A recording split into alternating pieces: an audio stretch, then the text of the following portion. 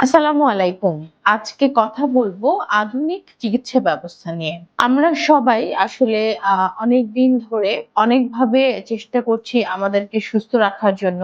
আমরা ডক্টরদের বিভিন্ন রিভিউ পাচ্ছি, পেশেন্টদের রিভিউ পাচ্ছি, ডক্টরদের অ্যাডভাইস পাচ্ছি। কিন্তু আসলে একদম কোর ভাবে যদি নিজেকে সুস্থ রাখতে হয়, তাহলে নিজের মধ্যে অ্যাওয়ারনেস ক্রিয়েট করা খুব জরুরি। সো এটা কিন্তু আমাদের ভিডিওস অথবা আমাদের সাজেশন সাথে পেশেন্ট রিভিউ সবকিছুর মধ্যেই যে এখানে এই ডক্টর ভালো বা এখানে এই পেশেন্টের ট্রিটমেন্ট ভালো হচ্ছে।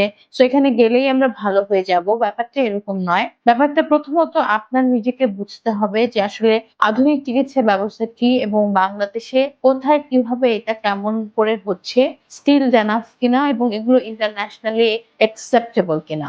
সো এটি হচ্ছে ইন্টিগ্রেটিভ মেডিসিন যেটি internationally accepted. So internationally accepted বলতে আমি বুঝতে চাচ্ছি যে বহির্বিশ্বে আমাদের স্বাস্থ্য খাতের যেই ইমপ্রুভমেন্টটা এটা অনেক বেশি।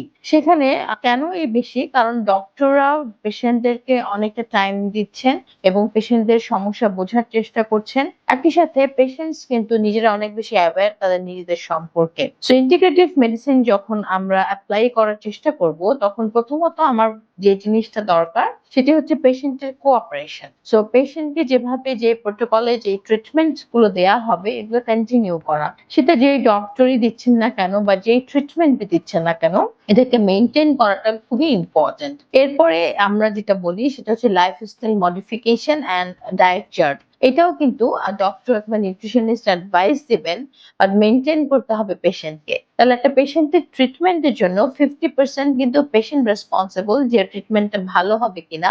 আর 50% আমরা অবশ্যই চেষ্টা করব এবং সম্পূর্ণ আল্লাহ তাআলার উপরে। এরপরে ইন্টিগ্রেটিভ মেডিসিনের থার্ড পার্ট হচ্ছে কনভেনশনাল মেডিসিন, যেটা আমরা আমাদের প্রফেসররা বা ডক্টররা বিভিন্ন স্পেশালাইজড ডক্টররা প্র্যাকটিস করেন।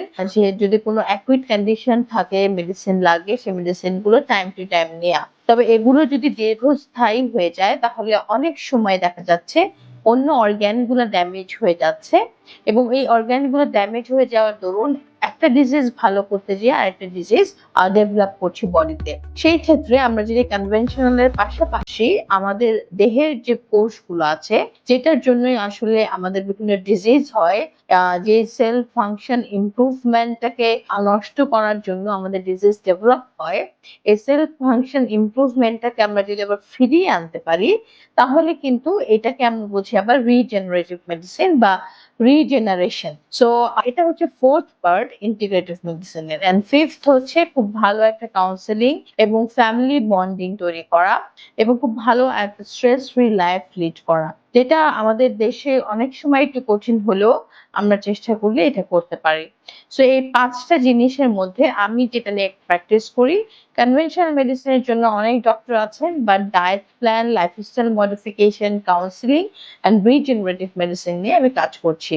সো সেল ফাংশন ইমপ্রুভ না হলে যে ওষুধ আপনি খাচ্ছেন সেটা কিন্তু প্রপারলি আপনার বডিতে দিয়ে কাজ করতে পারবে না। এটা খুব ইম্পর্টেন্ট। সো সেল ফাংশন ইমপ্রুভমেন্টের জন্য ৩টা স্টেপস আছে, যেটির জন্য পরবর্তী ভিডিওতে আমি কথা বলবো।